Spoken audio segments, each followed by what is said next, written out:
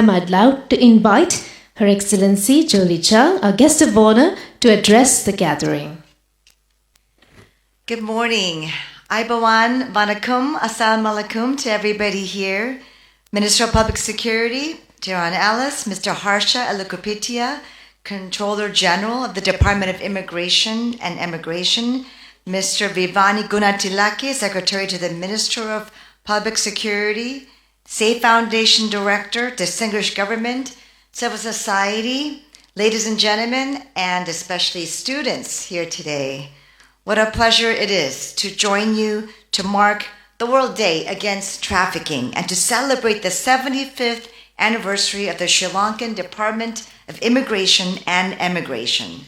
I want to thank the Department of Immigration and Emigration and the Safe Foundation for collaborating to organize today's event to accelerate action to end trafficking.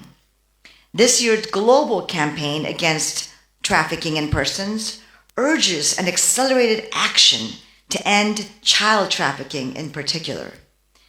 So the nationwide art competition, Manu Damro, for senior high school students and university students to mark the World Day Against Trafficking is a great initiative to raise awareness among students and the public about the global crime of human trafficking.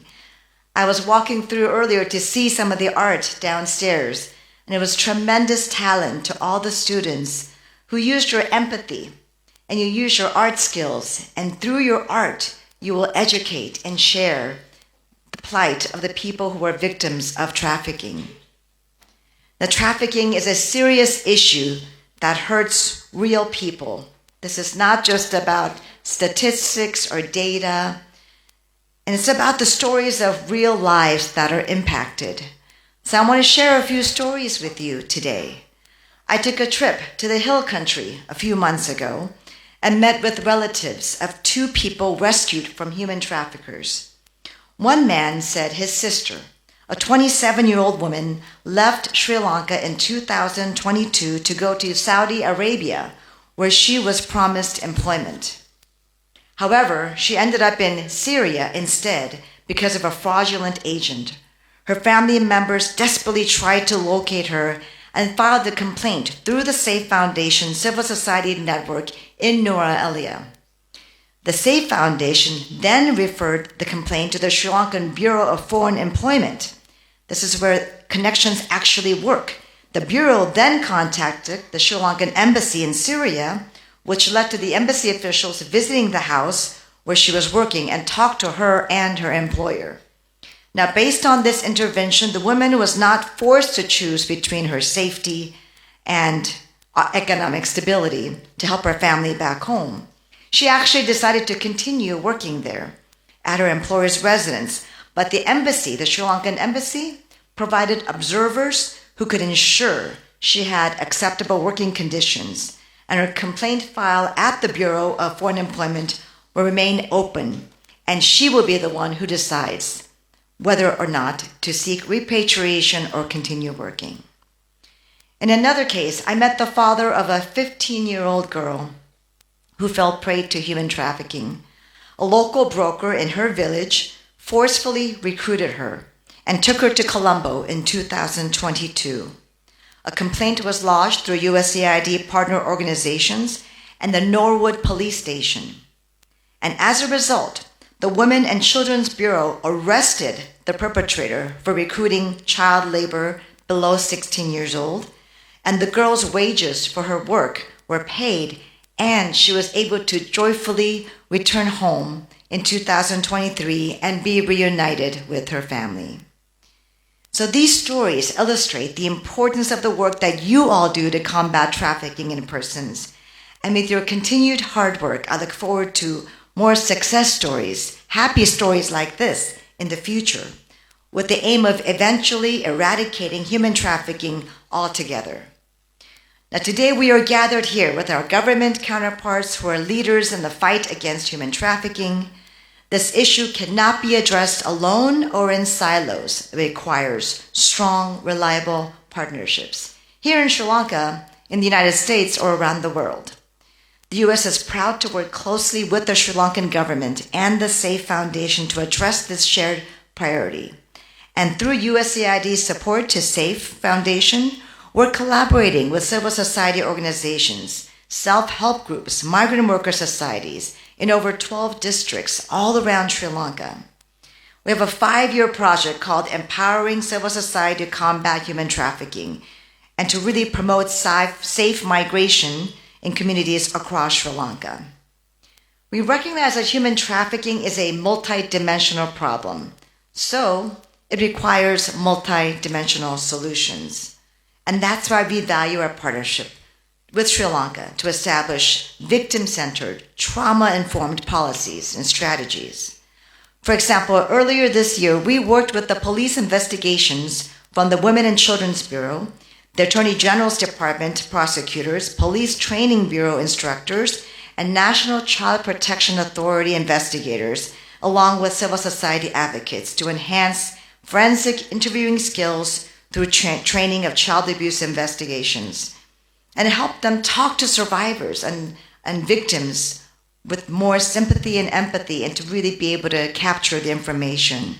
I want to especially thank DG Renuka Jayasundara from the police today, who has been a vital partner with us throughout all of this.